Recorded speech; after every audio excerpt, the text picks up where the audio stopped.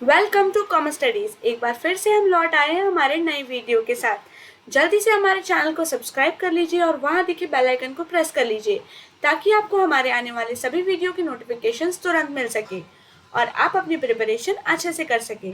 हम यहाँ पर बीकॉम सेमेस्टर 1 से लेकर सेमेस्टर 6 तक एंड एमकॉम सेमेस्टर 1 से लेकर सेमेस्टर 4 तक सभी की फ्री क्लासेस लेते हैं।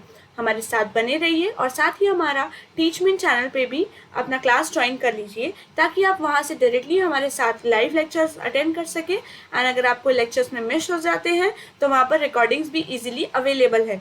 इसके साथ ही इसके पीडीएफ्स एंड एवरीथिंग वहाँ पर अवेलेबल है, तो वहाँ पर भी जल्दी से ज्वाइन हो जाइए। सभी के लिंक डिस्क्रिप्शन में दिए हुए हैं। आज हम सीखने वाले हैं lease accounting, financial accounting and auditing MCom semester 2 का।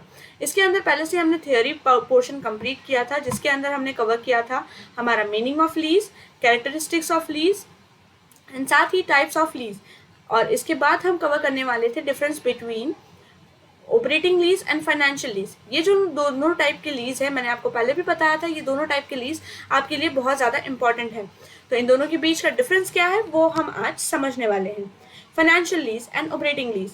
Financial lease, a lease which extend to whole useful life of assets and which is not cancelable is called financial lease। यानी जो पूरी यूजफुल लाइफ यूज करता है assets के and जो कि cancellable नहीं है उसे हम कहते हैं financial lease. And operating lease, a lease which is short term one and which does not cover the useful life of assets is called operating lease। यानी जो शॉर्ट टर्म के लिए है वो ऑपरेटिंग है एंड जो लॉन्ग टर्म के लिए है वो फाइनेंशियल लीज है। शॉर्ट टर्म के लिए जो है वो ऑपरेटिंग लीज है एंड वो पूरी यूजफुल लाइफ जो है वो कवर नहीं करती है। इसके फॉर्म क्या है? In this type of lease money is provided by lessor and the assets is purchase from outside. Money जो है वो लेसर प्रोवाइड करता है और परचेज आउटसाइड से परचेज किया जाता है। The lessor is carried on business from leasing, he hold such assets और इज मैन्युफैक्चरर ऑफ एसेट्स। यानी यहाँ पर जो है वो पूरी की पूरी लीजिंग कंपनी चला रहा है, जिसके अंदर वो बार बार अलग अलग लोगों को ये एसेट्स रेंट पर देता है।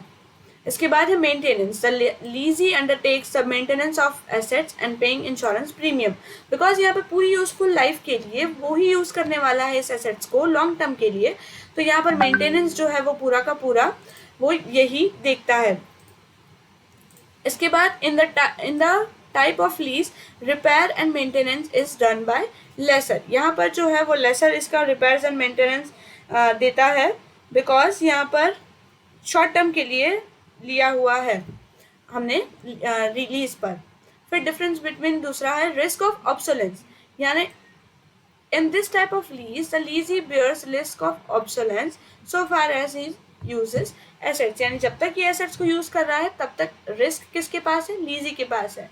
But in the type of lessee lease, in that this type of lease the lesser bears the risk of obsolescence because यहाँ पे शॉर्ट टर्म के लिए है। सपोज जैसे किसी ने यूज करके इसे वापस दिया एंड वो ऑब्सोल्यूट हो गया तो फिर वो लेसर का लॉस हो जाता है वहाँ पर। फिर पीरियड कितना है? तो this type of lease generally for a long period extend to the whole life, और या तो जनरली जो है वो 8 ईयर्स के लिए ये होता है। नॉर्मली लॉन्ग टर्म जो है वो 8 ईयर्स के लिए लिया जाता है, या तो जितनी भी यूजफुल लाइफ है वो पूरी। This type of lease is for shorter duration, it does not cover the useful life of the assets. यानी ये 1 दिन हो सकता है, 2 दिन हो सकता है, 6 महीने हो सकता है, 2 साल हो सकता है, 3 साल हो सकता है, कितना भी हो सकता है, बट पूरी यूजफुल लाइफ वो नहीं लेता है, इतना आपको ध्यान रखना है। फिर amortisation, recovery of the cost. यानी कॉस्ट की recovery, as this lease extends to the economic life of assets the cost of assets is recovered during the lease and reasonable return is also earn. इसका मतलब यहाँ पर जो है वो short term मतलब लॉन्ग टर्म के लिए ले रहा है, तो यहाँ पर जितना भी रिकवरी है वो पूरा इकोनॉमिक वैल्यू जो है लाइफ जो है वो एसेट्स की यूज कर रहा है, तो यहाँ पर जो भी रीजनेबल रिटर्न है वो ही अर्न होगा, बाकी पूरी की पूरी लाइफ तो यूज हो जाने वाली है। In this short term lease the cost of assets is not amortise with single lease. यानी ये पूरा कॉस्ट जो है वो सिर्फ सिंगल लीज से बाहर नहीं आता है। यहाँ पर पूरी लाइफ के लिए हमने ले लिया, तो यहाँ पर पूरा जो अमाउंट है इसका जो कॉस्ट है वो कवर वो लेसर कर सकता है। फिर option of buy, in this type of lease it is generally provided that lessee will have the option to buy the assets at the end of lease, यानी यहाँ पे पूरा यूजफुल लाइफ तो यूज़ कर चुका है। अब जो स्क्रैप पड़ा है वो भी उसको एक ऑप्शन दिया जाता है कि आप परचेज करना चाहते हो तो परचेज कर लो, अदरवाइज यू कैन रिटर्न। यहाँ पर कोई ऑप्शन नहीं होता है एसेट्स का अगर ऑपरेटिंग लीज के अंदर, यहाँ पे सिर्फ लीज पे ही दिया जाता है। जस्ट इन बिटवीन अगर उन दोनों के बीच में कॉन्ट्रैक्ट हुआ होगा तो वो यहाँ पर चेंज करने के लिए, मतलब चेंज करके वो यहाँ पर कर सकते हैं।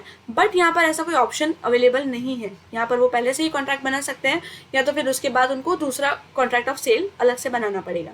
Generally very costly item like aeroplane, engines, steamers, high price machine are leased under this type of lease.